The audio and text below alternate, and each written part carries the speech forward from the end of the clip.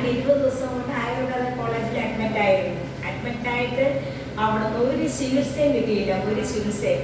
കാല് അതുപോലെ വേദന, നടക്കാൻ വയ്യ. അവിടെ വരുമ്പോൾ കാല് വളഞ്ഞു വീഴുന്നു, മടുത്ത് വീഴുന്നുണ്ട്. എന്ത് ചെയ്യാൻ? റേഷൻ കാർഡ് മഞ്ഞക്കാർഡാ. ഒരു ചികിത്സ ഇല്ല. ഒരു 20 രൂപയുടെ ഒരു പിന്നെ ഒരു 20 രൂപയുടെ ഒരു പൊടി തന്നില്ല. രാസ്നാദി പൊടി തന്നിട്ടില്ല. 1 ഔൺസ് തൈലം തന്നില്ല. ചികിത്സ ഒന്നും ചെയ്തില്ല. അർഹതയുള്ളവർക്ക് ഒന്നും കൊടുക്കുന്നില്ല. ആയുർവേദ കോളേജ് ആയുർവേദ കോളേജ് എന്ന് പറഞ്ഞിട്ട് 100,000 എണ്ണം വന്ന് കിടക്കുന്നുണ്ട്. ഒരു ചികിത്സയില്ല, ട്രീറ്റ്മെന്റ് ഒന്നും കൊടുക്കുന്നില്ല.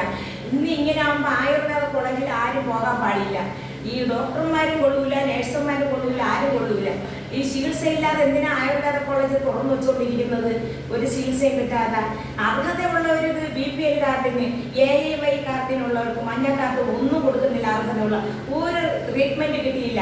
ഒരു കഷായധാര കിട്ടി. ശരീരം എല്ലാം വിറ പിടിച്ച് ആരോഗ്യമില്ലാതെ വിറ പിടിച്ച്.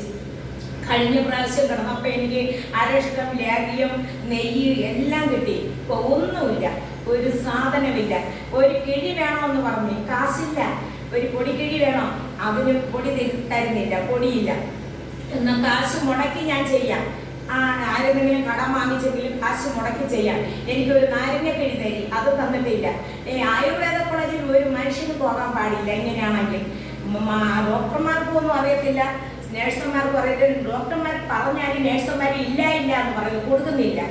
എന്തോന്നും മനുഷ്യർ കഷ്ടപ്പെടുന്നു. എനിക്ക് ശ്വാസം എടുക്കാൻ വയ്യ. 2 കാര്യം കേടായി. ഈ പരാതി ഈ കേന്ദ്രത്തിന് അറിയിക്കണ്ടേ? കേന്ദ്രത്തിന് അറിയിക്കണം. ഞാൻ പരാതി കൊടുക്കാമെന്ന് വിചാരിച്ചതാണ്. എനിക്ക് വേണ്ട, ഒന്നും കൊടുക്കണ്ട, തൽക്കാലത്തിൽ ഇങ്ങനെ പോട്ടെ. ഇനി ആയുർവേദ കോളേജിലെ ഞാൻ അഡ്മിറ്റ് ആവാൻ പോകില്ല.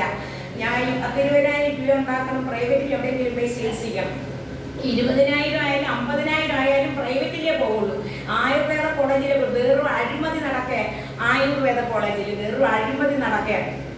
ചന്തമുള്ള പെമ്പിള്ളേർക്ക് കിടക്കാൻ പാടില്ല, വെളുത്ത പെമ്പിള്ളേർക്ക് കിടക്കാൻ പാടില്ല. വെളുത്ത പെമ്പിള്ളേർ, ചന്തമുള്ള പെമ്പിള്ളേർ എല്ലാം രാത്രി 2 മണിക്കും 3 മണിക്കും ഒക്കെ ഉപദ്രവിക്കാം. ഡോക്ടർമാരും പിന്നെ നേഴ്സുമാർ സപ്പോർട്ടാ, സിസ്റ്റർമാർ സപ്പോർട്ടാ, സെക്യൂരിറ്റിമാർ ഉപദ്രവിക്കാം. വേറെ അലവലാതിയായിട്ട് വന്നിരിക്കുന്ന ആയുർവേദ കോളേജ് ഇപ്പോഴും ഒരു മനുഷ്യന് പോയി കിടക്കാൻ പാടില്ല. നല്ല സ്ത്രീയൊക്കെ പോയി കിടക്കാൻ പറ്റൂല ആയുർവേദ കോളേജിൽ.